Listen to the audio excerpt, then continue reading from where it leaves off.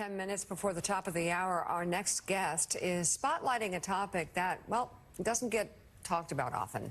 The Atlantic's Ashley Parker is sharing her moving and heartfelt story of pregnancy loss and what it taught her about the illusion of control.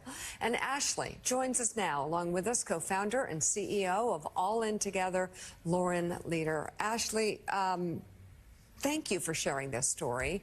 I'd love to ask you to tell us about the illusion of control. And boy, when it comes to pregnancy and childbirth, that is an illusion, isn't it? Yeah, I mean, you know this as a mother yourself, Mika. I know this as a mother of 3 daughters, 1 stepdaughter, 2 younger daughters. But you have so little control, and it's something as a parent you learn over and over and over again. But what I realized and what I sort of lay out in this essay is one of the very first parts of becoming a parent, which is becoming pregnant and carrying a baby to term, is such a cosmic leap of faith, and is so utterly out of your control in a way that I think most people don't realize until you embark down that path. It sort of prepares you for all the other utter lack of control you have throughout your children's lives. For sure. And in this case, if I'm correct, you underwent fertility treatment to get pregnant. But talk a little bit about pregnancy loss and what you were hoping readers will take away from the story. Sure. So with my first daughter, we actually got pregnant quite easily. It was, you know, one of those easy, joyful pregnancies right up until the very end, which I write about. But when we tried to get pregnant with our youngest daughter, we were both older.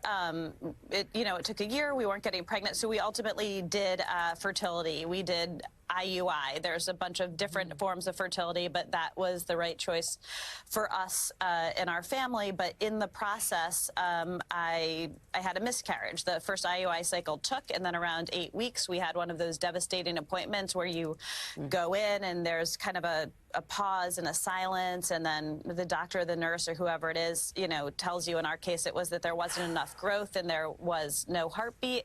And we basically had to make the decision of how I would miscarry, which I think some people don't realize, because when you see it in the movies, right, it's always someone looking down and there's blood and there's cramps and they are already miscarrying. But that's not always how it works for all women and how it works in real life. And so the reason I basically wrote this essay was I was so lucky. I am an oversharer by nature. It's either my superpower or my toxic trait. And as an oversharer, I have friends who also have been very honest and open about their toughest moments in life. A lot of that had to do with pregnancy loss and infertility, but not all of it. So when I went through this, I had so many friends to call, to get advice from, and it made me realize I wasn't alone, because pregnancy loss in particular can just feel so isolating because people don't talk about it. It's not something you often put on Instagram or Facebook or, a whimsical TikTok about your miscarriage. And so my main goal in writing this essay was to share my story and to let other women, and actually not just other women, other men and women know that this is common. And, for anyone who maybe needs to feel a little less alone, that was the goal of my essay.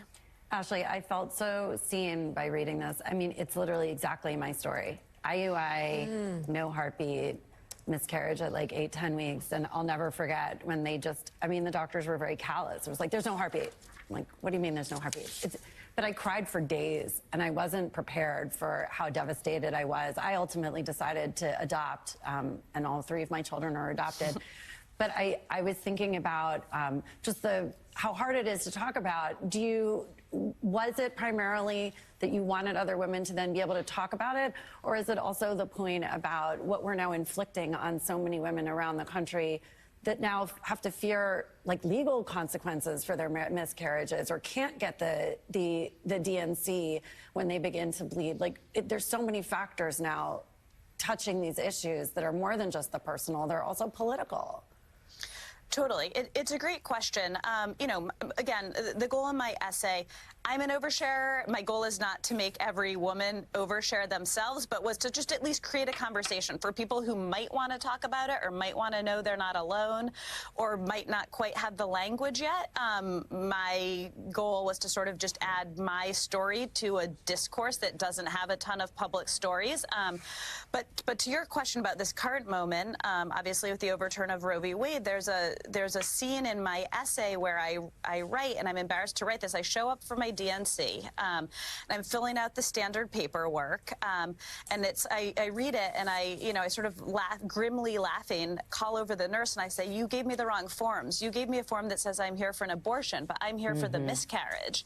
And she told me, she said, look, you experienced pregnancy loss, but a DNC is technically an abortion.